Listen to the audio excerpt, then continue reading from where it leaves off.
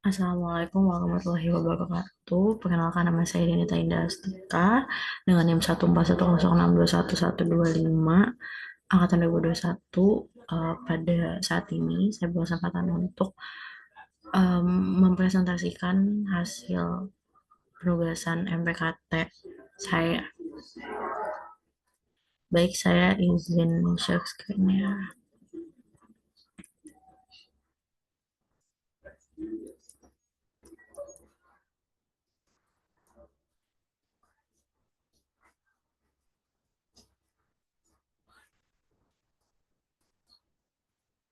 Baik, berikut adalah judul tugas saya, yaitu komunikasi interpersonal dalam mengatasi konflik antara orang tua tunggal dan anak.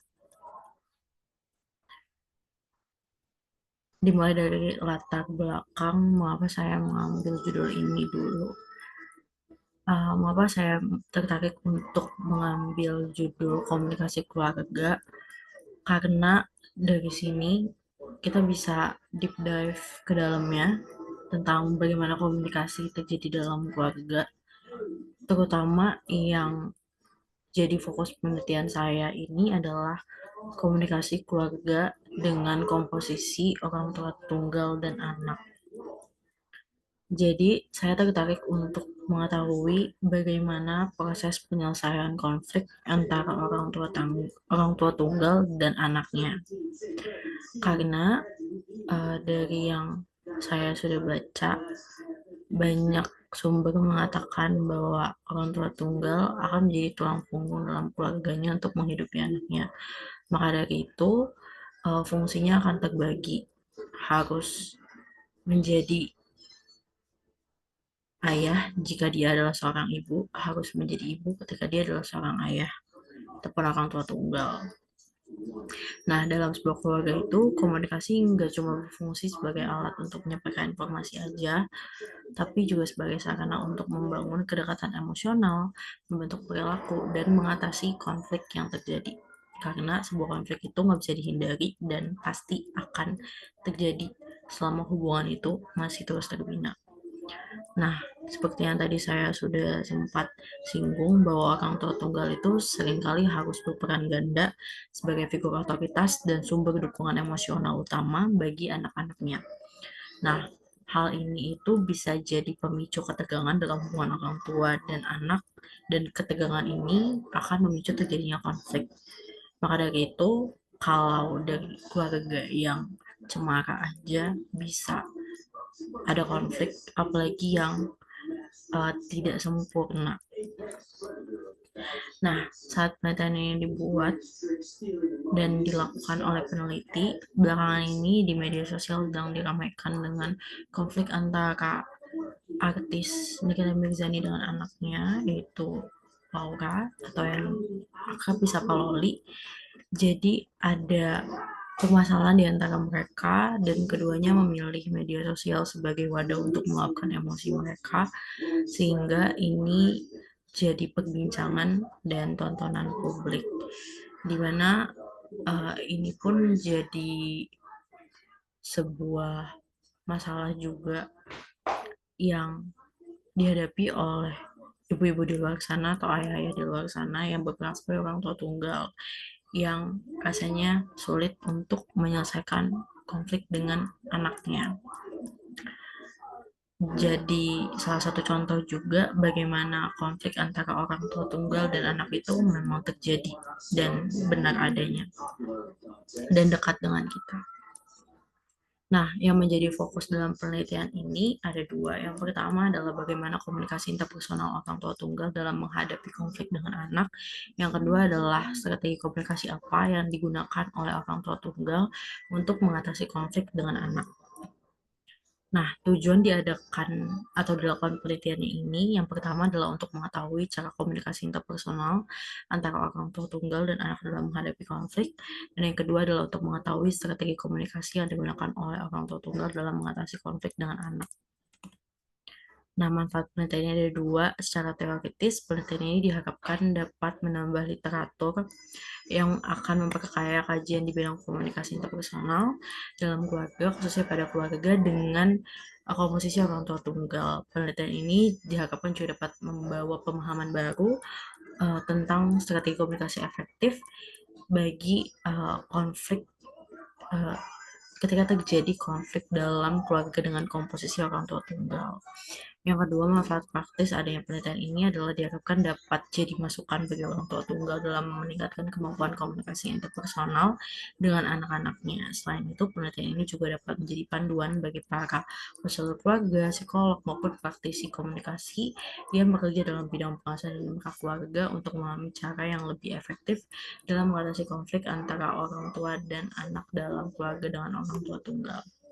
Nah, landasan teori yang dipakai dalam penelitian ini adalah teori komunikasi interpersonal yang menurut De Vito, komunikasi interpersonal itu melibatkan keterlibatan langsung antara individu, baik secara verbal maupun non-verbal.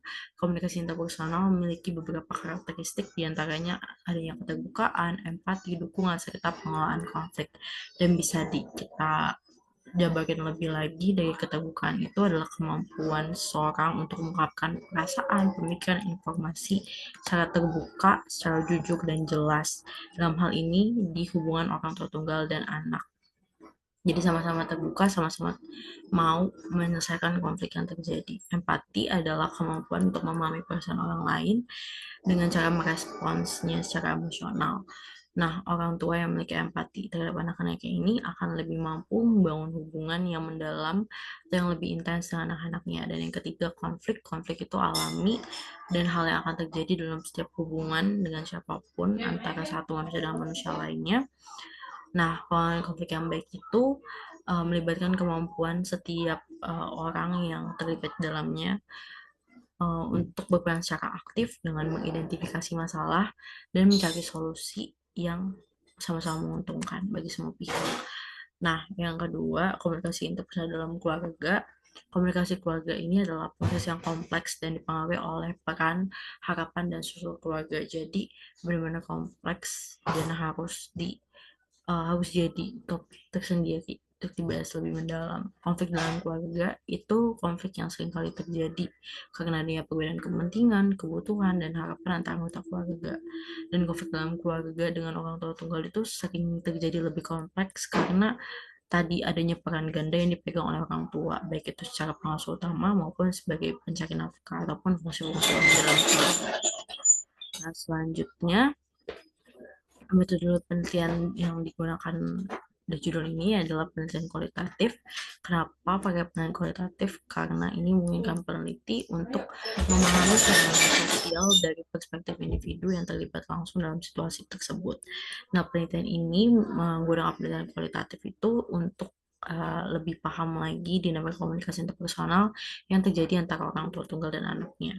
Nah, lokasi dan subjek penelitian ini di keluarga dengan komposisi orang tua tunggal dan anak di wilayah Jakarta dengan kriteria subjek penelitian sebagai berikut yang udah ditentukan oleh peneliti dari awal. Teknik pengumpulan data dan proses yang dilakukan peneliti dalam mengambil data itu ada beberapa langkah. Yang pertama, melakukan wawancara secara mendalam, in-depth interview dengan orang tua dan anak, dan menjadi observer, yaitu mengikuti atau turut andil dalam kegiatan orang tua tunggal dan anak dalam sehari-hari mereka untuk mengetahui bagaimana komunikasi yang terjadi antara mereka. Yang ketiga, melakukan transkrip data yang dilakukan, yang sudah dilakukan di lapangan. Yang keempat, ada coding, yaitu mengidentifikasi tema-tema utama dari uh, transkrip yang sudah dibuat. Selanjutnya ada pengumpulan tema lagi untuk menemukan pola-pola yang terjadi secara berulang. Dan yang terakhir, interpretasi dan kesimpulan, yaitu peneliti menarik kesimpulan dari penelitian yang sudah dilakukan. Hasil penelitian yang didapat oleh peneliti menunjukkan bahwa komunikasi interpersonal ini adalah sebuah hal yang signifikan dan penting dalam mengatasi konflik dalam keluarga dengan komposisi orang tua tunggal. Nah, hal-hal yang dilakukan adalah pendekatan kolaboratif dengan melibatkan semua pihak, mediasi emosional dengan melakukan konfrontasi dengan anaknya ataupun dengan orang tuanya, dan pendekatan otoritatif menjadi strategi yang menjadi suasana yang lebih terbuka dan mendukung semua pihak untuk terlibat. Secara keseluruhan, penelitian ini menegaskan pentingnya adanya 3 poin, yaitu keterbukaan, empati, dan pengelolaan emosi dalam komunikasi interpersonal antara orang tua tunggal dan anak. Karena 3 hal ini adalah 3 komponen penting di mana konflik itu bisa dapat terselesaikan. Kesimpulan yang dapat diambil oleh peneliti adalah komunikasi interpersonal yang efektif itu antara orang tua tunggal dan anak itu jadi kunci utama dalam mengelola dan menyelesaikan konflik dalam keluarga.